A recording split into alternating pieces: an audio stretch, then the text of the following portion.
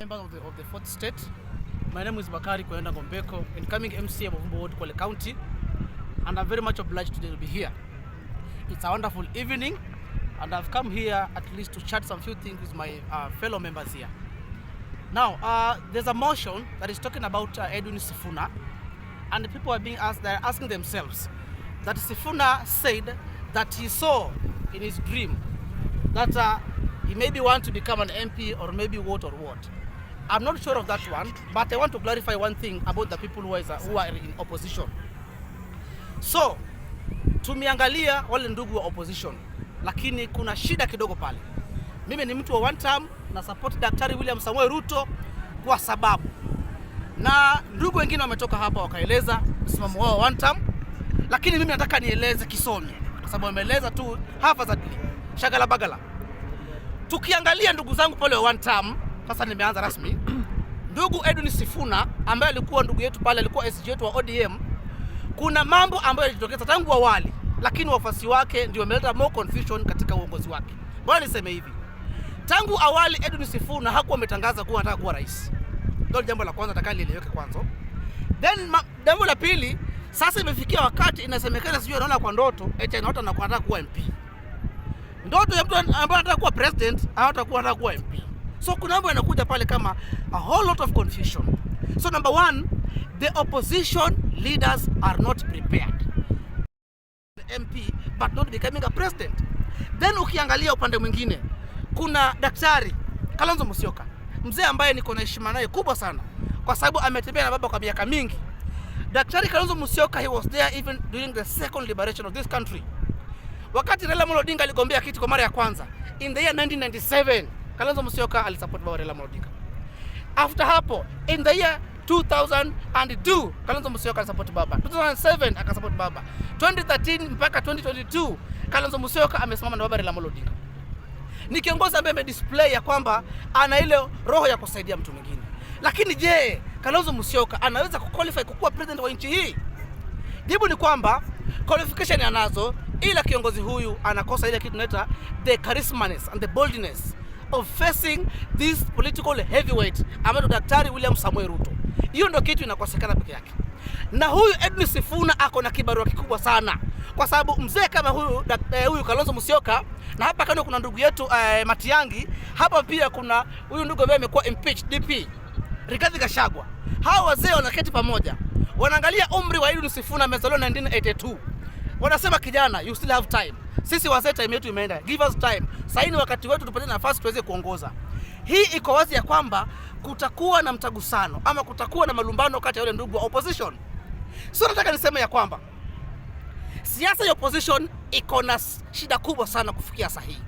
Lakini iko wazi kabisa kama jua la mtikati ya kwamba sababu kuu ya hii shida ambayo iko katika siasa opposition ni kwa sababu ya yule mtu ambaye wanamface katika hiyo election si mtu wa kawaida. Dr. William Samoei Ruto ambaye amesoma pale Kamaguti Primary, akaenda pale Kerotet, akaenda pale Kapsabet Boys, na akaenda pale University of Nairobi. Huyu ni mtu ambaye he's a botanist, he's a zoologist, he's an entomologist. Ni mtu ambaye ni msomi. Lakini pia ukiangalia katika siasa ni mtu ambaye ako na historia. Katika historia ya William Samoei Ruto amewahi kushindwa mara moja peke yake. Mwaka wa 1997. Up to date William Samoei Ruto hajawahi shindwa na mtu yote. So we speak with facts and logic. So looking at this history, there is nobody who is going to outshine Dr. William Samoei Ruto. And that is why this brother of ours, the impeached DP Rigathi Gachagua, juzi amesound an alarm. Hakamwambia ndugu zangu wa opposition, kushindana na Daktari William Samoei Ruto tuko na kibarua kikubwa sana. Na huyo kiongozi aliongea tu wazi kabisa, aliongea tu kwa kweli. Kwa sababu imebainika wazi, ni dhahiri shahiri ya kwamba kumshinda William Ruto ni kama ndoto. Kumshinda William Ruto ni vigumu sana kama vile kupata kaburi la baniani. Kumshinda William Ruto ni vigumu sana kama vile kupata maziwa ya kuku. Kumshinda William Ruto ni vigumu sana kama vile kupata barafu ya kukaanga. Kwa sababu ni kiongozi ambaye hakuna track record. Na mbona niseme hivi, watu wanamkejeli William Samoei Ruto but hawamkejeli based on facts. Wanamkejeli based on rumors and based on hungriness. Watu wako na njaa. Na tunaelewa a hungry person is an angry person. Watu wako na njaa. So nakejeli rais kwa sababu tu ya tumbo yako. Lakini ukejeli rais na facts. Sisi tunataka facts.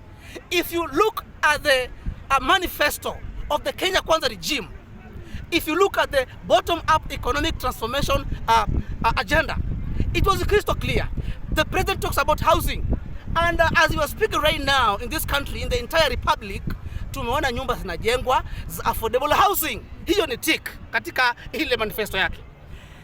The president also promised about social na healthcare.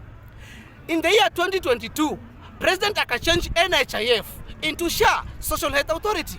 SHA iko pale, hiyo ni tick. President William Samoei Ruto akapromise katika manifesto yake mambo ya Hustler Fund. Kila mtu alichukua Hustler Fund, hata madugu zangu hapa kamera najua wengine pia hawajalipa, lakini walichukua Hustler Fund. Lakini rais huyo akapromise mambo ya Nyota Fund, Nyota Fund ikapatikana. As we speak right now, wananchi wa Kenya, nenda pale Raila Odinga Stadium ama Atlanta Stadium, nenda kajionee maajabu. Huo uga unang'aa na kung'aa, ng'ari mithili ya mbalamwezi. Huo uga unapendeza, kila mtu anatamani kukua pale. Lakini vile vile unapoangalia katika city yetu Nairobi, ni mji ambao unapendeza. Ukienda usiku utasema ni mchana, ukienda mchana utasema ni usiku. Lakini jamani wa Kenya, nikimalizia kwa sababu ya muda, nataka niseme hivi. It is high time now we become realistic with whatever we do. Yes, I understand under Article 33, Chapter 4, the Bill of Rights, under Article 33, there is freedom of speech. You are supposed to say whatever you want. But remember also, under Chapter 9, the Executive, Article 142(2) says that there is no person who will hold office for more than 2 terms. So it means the Constitution talks about 2 terms. If the Constitution knows about 2 terms, you are talking about 1 term. Where is 1 term in the Constitution? I've given you even the quotation. Chapter 9, the Executive. Go to Article 142, then go to 2. There is no person who will hold office for more than 2 terms. So the Constitution understands about 2 terms. So ni wakati wa Kenya tukue realistic, tuongee mambo na facts, tusiongee mambo na kulengati huyu ni kabila yangu, huyu ni Mkamba mwenzangu, huyu ni Mjaluo mwenzangu. Kwanza Wajaluo, ndugu zangu Wajaluo, nimalizia na hapo, ndugu zangu Wajaluo, ndugu zangu wa Western. Mkiangalia history, msikubali tena kurudi katika barabara, kwa sababu history inaonyesha wazi ya kwamba Oginga Odinga aliweza kumsupport Jomo Kenyatta, lakini in the year 1964 alivyokuwa Oginga Odinga ameingia kama the first prime minister of this country, vice prime minister of this country, kuna kitu kilifanyika pale. Kenyatta alitetewa na Oginga, lakini alivyoingia katika mamlaka akampatia Oginga kiti cha the first vice president of this country. Kisha baadaye akaja akakosana, ikambidi Oginga Odinga ametoka katika uongozi wa Kenyatta, ameform chama chake cha PNU, People's National Union. Kisha baadaye kuna mambo mengi yalifanyika pale ambapo tutaongea kama nikipata wakati. Ukiangalia miaka ya 1969 wakati wa the Luo massacre. Kwa hiyo mambo ni mengi na history inajirudia yenyewe. Kwa hiyo ndugu zangu wa Jaluo ama wale kutoka Western, tu support Daktari William Samoei Ruto kwa sababu ni kiongozi ambaye ana maendeleo na ni kiongozi ambaye anapendelea mazuri kwa wananchi wa Kenya. Asanteni sana, Mwenyezi Mungu awabariki nyote.